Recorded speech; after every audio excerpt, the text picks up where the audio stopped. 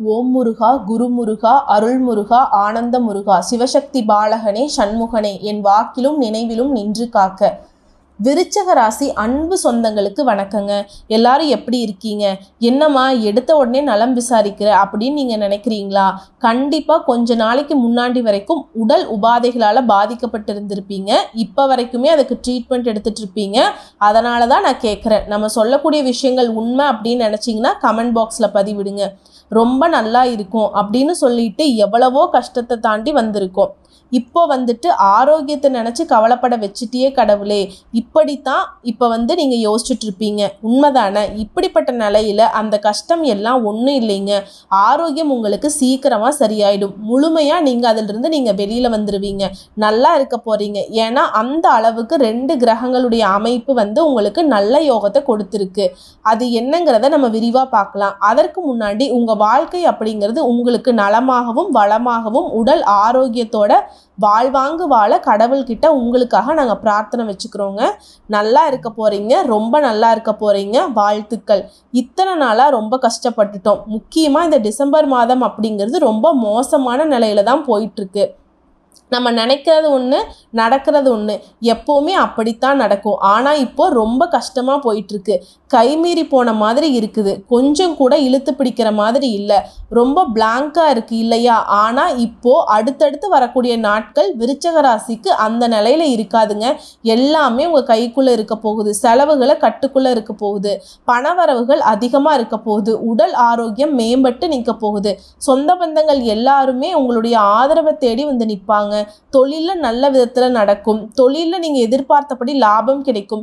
எந்தெந்த விஷயங்களுக்கு நீங்கள் வருத்தப்பட்டீங்களோ அந்த வருத்தம் உங்களை விட்டு விலகி போக போகுது. ஓகேவா? அது என்னன்னு பார்க்கலாமா? நவ கிரகங்களோட சஞ்சாரத்தை வச்சு தான் உங்களுக்கு நாங்கள் நல்லது கெட்டதை சொல்வோம். அப்படி பார்க்குறப்ப இந்த காலகட்டத்தில் 2 யோகங்கள் உருவாகி இருக்குன்னு சொன்னேன் இல்லையா? அது கும்பராசியில் வீற்றிருக்கக்கூடிய சனி பகவான் வக்ர நிவர்த்தி ஆகிட்டாருங்க. அதனால் சசயோகம் உருவாகி இருக்கு. சனி பகவானால் உங்களுக்கு முதல் யோகம். அடுத்ததான் சூரிய பகவானால. சூரிய பகவான் விருச்சக ராசிக்கு மாற்றமாக இருக்காருங்க. அந்த இடத்துல ஏற்கனவே புதன் பகவான் இருக்காரு. அந்த 2 கிரகங்களோட இணைவுனால உங்களுக்கு புதாதிய ராஜயோகம் உருவாகி இருக்கு. அது அடிப்படையாக வச்சு பார்க்குறப்ப உங்களுக்கு நல்ல காலம் பிறந்திருக்கு அப்படின்னு நாங்கள் சொல்கிறோம். அதையும் பார்த்துருவோம். அப்போ மற்ற கிரகங்கள் எல்லாம் எங்கெங்கே இருக்காங்க, அதை வச்சு நாங்கள் பலன்கள் வந்துட்டு மேம்பட்டு நிற்கும் அப்படிங்கிறத பார்த்துருக்குறோம். சூரியன் விருச்சக ராசியில் இருக்காருங்க. செவ்வாய் பகவான் கடக ராசியில் இருக்காரு. புதன் பகவானும் விருச்சக ராசியில் இருக்காரு. அடுத்ததாக ரிஷப ராசியில் குரு பகவானும், தனுஷு ராசியில் சுக்கிர பகவானும், சனி பகவான் கும்பத்திலும், ராகு பகவான் மீனத்திலும், கேது பகவான் கன்னியிலும் இருக்காங்க. இந்த கிரகங்களுடைய அமைப்பை பொறுத்து பலன்கள் உண்டு. அடுத்ததாக சந்திர பகவான் நாளுக்கு நாள் இடமாறக்கூடியவர். இவரை பொறுத்த வரைக்கும் மேஷம், ரிஷபம், கடகம்னு சொல்லிட்டு இவர் பயணம் செஞ்சுட்டு இருக்காரு. இதை வச்சு பார்க்குறப்ப நம்மளுடைய விருச்சக ராசி பலன்கள் அப்படிங்கிறது போர்க்குணம் கொண்ட பூமிக்காரகனை ராசி அதிபதியாக கொண்ட முருகப்பெருமானுடைய முழு அனுகிரகம் பெற்ற விருச்சக ராசி அன்பு சொந்தங்களே, உங்களை பொறுத்த வரைக்கும் இப்போ உங்கள் ராசியில் முதல் இடத்துல நவ கிரகங்களின் தலைவன்னு சொல்லக்கூடிய சூரிய பகவான் 1ஆம் இடத்துல இருக்காருங்க. இதனால் ரொம்ப சிக்கனமாக நடந்துப்பீங்க. செலவுகளை கட்டுக்குள்ளே அடக்கி வைப்பீங்க. வியாபாரத்தை எப்படிடா பெருக்கலான்னு சொல்லி திட்டம் போட்டு அதிரடியான நிகழ்ச்சிகளை நடத்தி முடிப்பீங்க. வியாபாரத்தை பெருக்குவீங்க. ஆன்லைன் வர்த்தகங்கள் அனுகூலமான பலன்களை தரப்போகுதுங்க. போட்டி, பந்தயம், இதெல்லாம் வெற்றியை தேடித்தரும். இருந்தாலும் எல்லாமே தடாலடியாக நடக்குது. அப்படிங்கிறதுனால ரொம்ப எச்சரிக்கையாக தாங்க இருக்கணும்.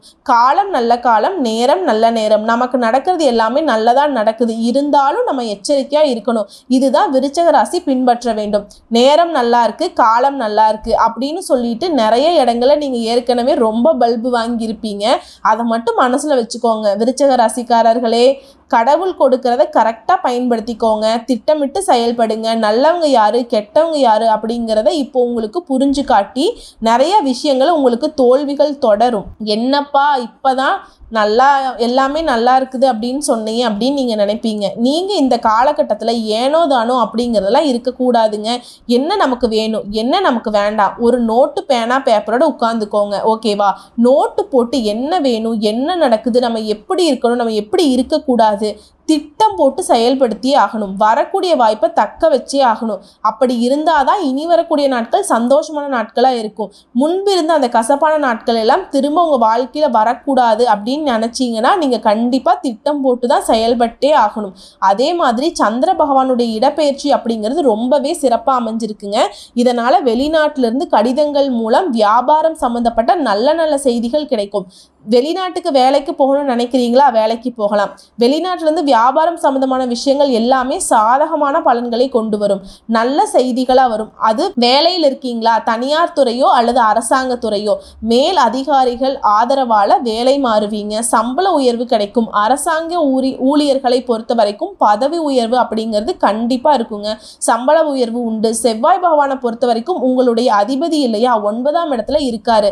இதனால எதிரிகளுடைய பலம் அப்படிங்கிறது எப்படி அதிகரித்து நின்னாலும் அவங்க இடையூறு கொடுத்தாலும் அது எல்லாமே மாறும். அதாவது பூனை கண்டு எலி மாதிரி அடங்கி ஓடுவாங்க, ஒளிவாங்க. கணவன் மனைவிக்கு இடையே இருந்த சண்டை சச்சரவு எல்லாமே மாறப்போகுதுங்க. ஒருத்தருக்கு ஒருத்தர் புரிஞ்சுட்டு நடந்துப்பீங்க. விருச்சிக ராசியை பொறுத்த வரைக்கும் எப்பவுமே தன்னுடைய வாழ்க்கை துணை கிட்ட விட்டு கொடுத்து நடந்துக்கணும். தன்னுடைய வாழ்க்கை துணையோட பேச்சுக்கு மதிப்பும் மரியாதையும் கொடுத்து நடந்துக்கணும். முக்கியமா அவங்களுடைய ஆலோசனைகளை ஏத்துக்கிட்டு நடந்துக்கணும். அவங்கள விட ஒரு சிறந்த வழிகாட்டி உங்களுக்கு யாருமே கிடையாது. அதை ஃபர்ஸ்ட் நீங்க உணர்ந்துக்கோங்க. உங்களுக்கு சூதுவாது தெரியாது. உங்களுடைய வாழ்க்கை துணை உங்களுடைய சூதுவாதை யாரெல்லாம் பயன்படுத்திக்கிறாங்க அப்படிங்கிறத அக்யூரேட்டா கண்டுபிடிச்சு கரெக்டா சொல்லிடுவாங்க. இதெல்லாம் உண்மை அப்படின்னு நினைச்சீங்கன்னா கமெண்ட் பாக்ஸ்ல பதிவிடுங்க. நீங்க இப்ப கஷ்டப்படுவீங்க, ஆனா அவங்க முன்னாடி உங்களுக்கு அறிவுறுத்தி இருப்பாங்க. நீங்க அலட்சியப்படுத்தி இருப்பீங்க. இனிமேலும் அப்படி இருக்கக்கூடாதுன்னு நினைச்சீங்கன்னா கண்டிப்பா உங்க வாழ்க்கை துணையை பக்கபலமா வச்சுக்கோங்க. நல்லது கெட்டது அவங்க கிட்ட ஷேர் பண்ணி ஒருத்தருக்கு ஒருத்தர் அனுசரணையா வாழ பழகிக்கோங்க. அதுதான் உங்களுக்கு வெற்றியை தொடர்ந்து கொடுக்கும். அடுத்து புதன் பகவானை பொறுத்த வரைக்கும் உங்க ராசியில 1ஆம் இடத்துல இருக்காரு. ஏற்கனவே அங்கதான் சூரிய பகவானும் இருக்காரு. இவங்க 2 பேரும் மேலதான் புதாதிய ராஜயோகம் உருவாகி இருக்குங்க. இது உங்களுக்கு நல்ல காலம். நீண்ட நாளா வாங்கணும்னு ஆசைப்பட்ட வண்டி வாகனங்கள் வாங்கி நிறுத்துவீங்க, சந்தோஷப்படுவீங்க. அரசாங்க வேலை கிடைக்கும். சூரிய பகவான் யாரு ஒருத்தவங்க நல்ல நிலைமையில இருக்காங்களோ அவங்களுக்கு அரசாங்க உத்தியோகம் உறுதி. அரசு சம்பந்தப்பட்ட ஒப்பந்தங்கள் கிடைக்கும். அடுத்ததா குரு பகவான் உங்கள் ராசிக்கு 7ஆம் இடத்துல இருக்காரு. வீட்டுல குழந்தை செல்வம் கிடைக்கும். செல்வ செழிப்பு மேலோங்கும். விவசாய நிலங்கள் வாங்குவீங்க. சொத்து சேர்க்கைக்கு அதிக வாய்ப்பு இருக்கு. வெளிநாடு பயணங்கள் போவீங்க. அடுத்ததா சுக்கிர பகவான் உங்க ராசிக்கு 2ஆம் வீட்டுல இருக்காரு. மத்தவங்க செய்ய யோசிக்கிற காரியத்தை ரொம்ப மனதைரியத்தோட செஞ்சு முடிப்பீங்க. ஒருத்தவங்க பயப்படுறாங்க, அப்படி இருக்கக்கூடிய விஷயங்களை எளிமையா செஞ்சு முடிப்பீங்க. தொழில் துறையில அதிகமா அக்கறை செலுத்துவீங்க. ஒருத்தவங்க பார்த்து ஆச்சரியப்படக்கூடிய அளவுக்கு உங்க செயல்கள்ல வீரியம் எடுக்கும். ஏன் என்னப்பா சாதாரணமா செஞ்சுட்ட, நீயே அதை செய்யறது, சின்ன சின்ன விஷயத்துக்கெல்லாம் பயந்து ஒதுங்குவியேப்பா, இப்படி மற்றவங்க ஆச்சரியப்படுற அளவுக்கு உங்கள் செயல்பாடுகள் வேகம் எடுக்குன்னா பார்த்துக்கோங்களேன். விவேகத்தோட செயல்படுவீங்க. வெற்றி கனியை அடைய போகிறீங்க. அடுத்து சனி பகவானை பொறுத்த வரைக்கும் உங்கள் ராசிக்கு 4ஆம் இடத்துல இருக்காரு. இவர் யாரு? தொழில்காரகன். உங்ககிட்ட யாரெல்லாம் உங்கள் தொழிலுக்கு போட்டியாக இருக்காங்களோ அவங்க எல்லாம் உங்ககிட்ட நெருங்கவே பயப்படுவாங்கங்க. விருச்சிக ராசிக்காரங்க பூந்து விளையாட போகிறீங்க. உங்களை பார்த்தாலே எல்லாருமே தலைதிரிச்சு ஓடுற மாதிரி, எதிரிகள் எல்லாம் நடுங்க போகிறாங்க. அந்த மாதிரி விருச்சிக ராசிக்கு சூப்பரான காலகட்டம்னே சொல்லலாம். அடுத்த கட்டத்துக்கு போறீங்க. கேட்குறப்பவே நல்லா இருக்குல்ல. இதுக்கெல்லாம் என்ன பண்ணணும்னா திட்டம் போடணும். திட்டம் போட்டு செயல்படுத்தணும். காலதாமதம் பண்ணவே கூடாது. யாரையும் நம்பக்கூடாது. விருச்சிக ராசிக்காரர்கள் இதெல்லாம் ஃபாலோ பண்ணீங்கன்னா உங்க வாழ்க்கை சிறப்பா இருக்கும். அடுத்ததான் பொருளாதார நிலை அப்படிங்கிறது உயர்வாக இருக்க போகுது. பொருளாதார சேர்க்கை அப்படிங்கிறது ரொம்ப அதிகரிக்கும். பொன் பொருள் சேரும். சொத்து சேர்ப்பீங்க. விருச்சிக ராசிக்கு இனிமே சொத்திலிருந்து யாராவது சொல்ல முடியுமா? என்ன உங்க அதிபதி நினைச்சாதான் மற்றவங்க எல்லாம் ஒரு கைப்பிடி மண் எடுக்க முடியும். உங்க கைவிட்டு போன சொத்துக்கள் எல்லாம் உங்க கைக்கு சேரப்போகுது. நீங்க இழந்திருக்க மாட்டீங்க. உங்க முன்னோர்கள் இழந்த சொத்துக்கள் கூட திரும்ப உங்களுக்கு கிடைக்கும். அடுத்து ராகு பகவானை பொறுத்த வரைக்கும் உங்க ராசிக்கு 5ஆம் இடத்துல இருக்காரு. குழந்தைகள் விஷயத்துல கொஞ்சம் கவனமா இருக்கணும். சின்ன சின்ன மருத்துவ செலவுகள் வருவதற்கு வாய்ப்பு இருக்கு. அடுத்து கேது பகவானை பொறுத்த வரைக்கும் உங்க ராசிக்கு 11ஆம் இடத்துல இருக்கிறதுனால வெளிநாட்டிலிருந்து நல்ல செய்திகள் உங்களை தேடி வரும். இப்போ உங்களுக்கு பாதிப்பு கொடுக்கறது யாருன்னு பார்த்துக்கிட்டீங்கன்னா ராகு பகவான் மட்டும்தான். இவரை சரி கட்டணும் அப்படின்னா என்ன பண்ணணும்? ஒவ்வொரு நாளும் துர்க்கை அம்மனை வழிபாடு செய்யுங்க. முக்கியமா செவ்வாய்க்கிழமை வெள்ளிக்கிழமையில ராகு கால வேளையில துர்க்கை அம்மன் கிட்ட மண்டியிட்டு கையேந்தி நல்லெண்ணெய் தீபம் ஏற்றி வழிபாடு செய்வதன் காரணமா ராகு பகவானால ஏற்படக்கூடிய பாதிப்புகள் எல்லாமே உங்களுக்கு சரியாகும். மற்ற கிரகங்கள் உங்களுக்கு பயங்கரமான சாதகமா நிக்கிறாங்க. ஒண்ணுமே பண்ண முடியாது. விருச்சிக ராசியை ஆட்டவும் முடியாது, அசைக்கவும் முடியாது. நாங்கெல்லாம் வேற மாதிரிப்பா அப்படின்னு சொல்ல போறீங்க. வானத்துக்கு பூமிக்கு வளர்ந்து நிற்கிறாங்கப்பா அப்படின்னு உங்கள் எதிரிகள் வந்து சொல்லக்கூடிய அளவுக்கு உங்கள் வளர்ச்சி அப்படிங்கிறது இருக்க போகுது. அந்த அளவுக்கு காலகட்டம் உங்களுக்கு சாதகமாக இருக்குது. விருச்சிக ராசிக்காரர்களே விட்டுறாதீங்க.